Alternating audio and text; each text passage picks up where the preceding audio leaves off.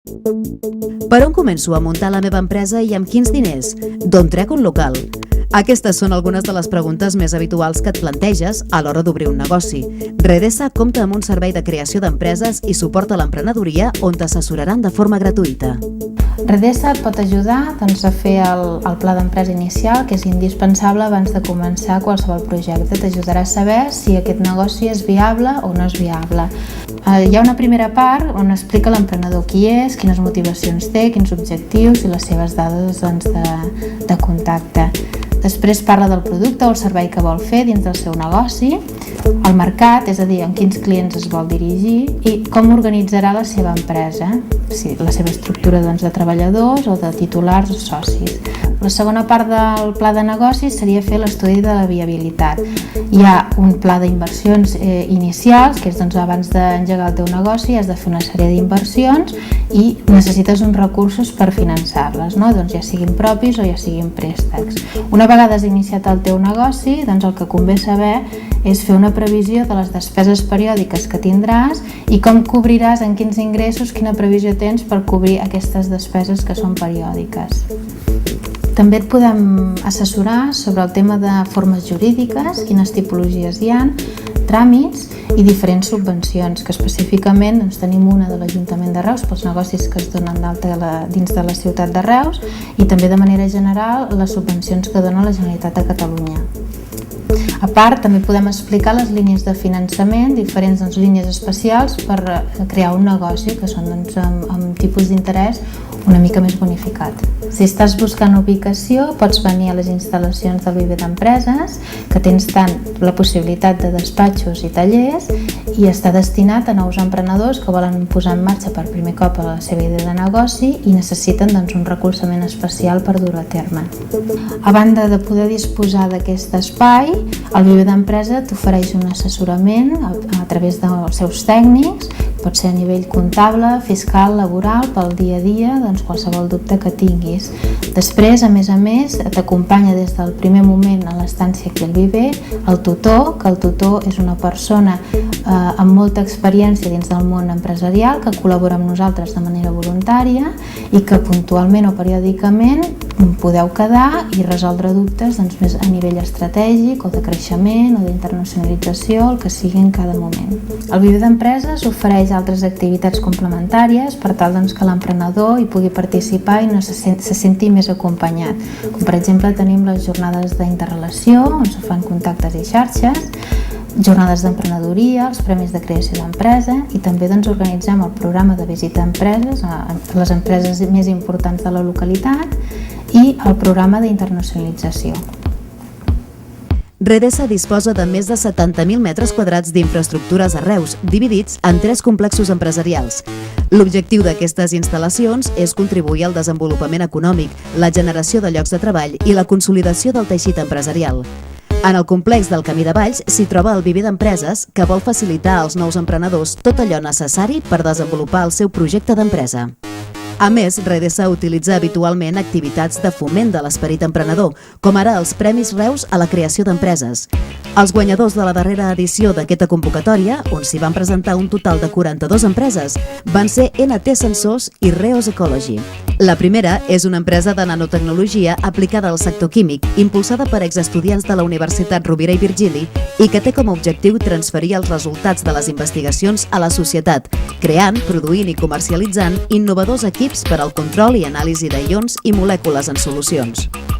NT Sensors es constitueix com a empresa de base tecnològica sorgida de la Universitat Rovira i Virgili. Una empresa de base tecnològica o spin-off, com comúment ho anomenem, neix de la idea d'una investigació, d'una recerca duta a terme en un grup de recerca de la universitat i llavors es fa el pas de dir volem portar aquestes investigacions a un producte del mercat, aplicar, a fer el pas de la innovació i llavors es va constituir amb aquesta finalitat.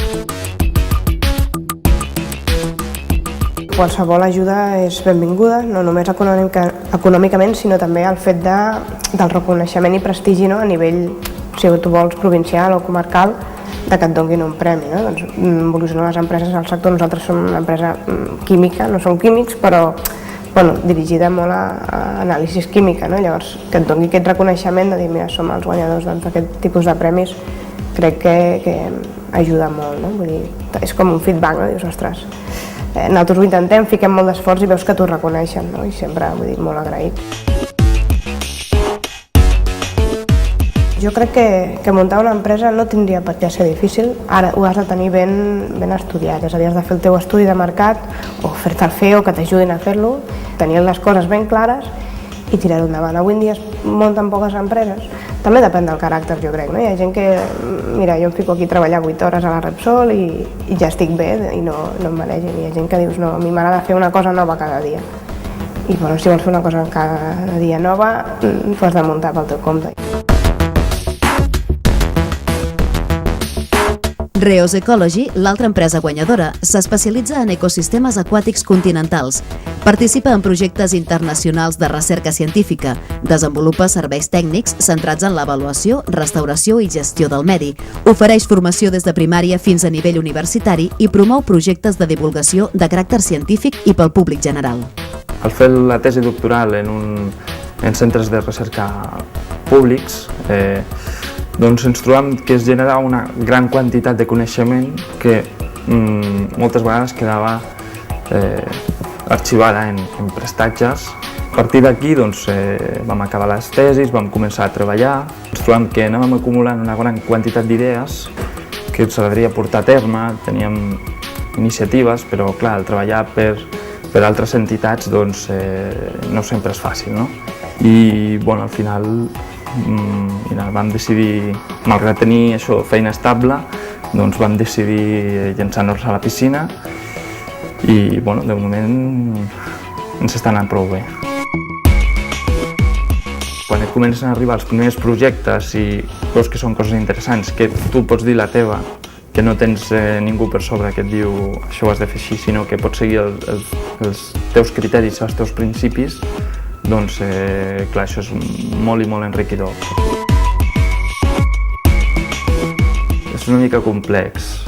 Has de veure-ho molt clar, tenir bastant conegut el teu sector, també que l'experiència, perquè de vegades la gent es pensa que un cop tens la carrera, doncs ja pots ser el rei, no? Però realment cal una mica d'experiència, haver-hi treballat en aquest camp, conèixer com va tot. Primer has de conèixer una mica el terreny i després decideixer si llença't o no. Fins ara hem vist joves que tenien una idea molt clara del tipus d'empresa que volien tirar endavant, però a vegades n'hi ha que volen ser empresaris i que no troben una idea clara de negoci. Per a aquests nous emprenedors amb ganes d'iniciar un projecte empresarial, Redesa ha posat en marxa una borsa d'idees. En principi volem crear un petit mercat, una petita borsa, en el qual podem trobar dos vessants. La vessant de persones que tenen la idea, però perquè diverses raons no la poden dur a terme, o per això hi ha persones que ja han tingut èxit professional, o perquè són persones que no ho necessiten, i aquestes idees volen que algunes altres persones les puguin dur a terme. Llavors, aquestes altres persones que volen fer alguna cosa però no tenen molt clar, doncs nosaltres volem crear aquí un marc que puguin agafar aquestes idees, en el qual puguin elles desenvolupar la idea que ha tingut una altra persona.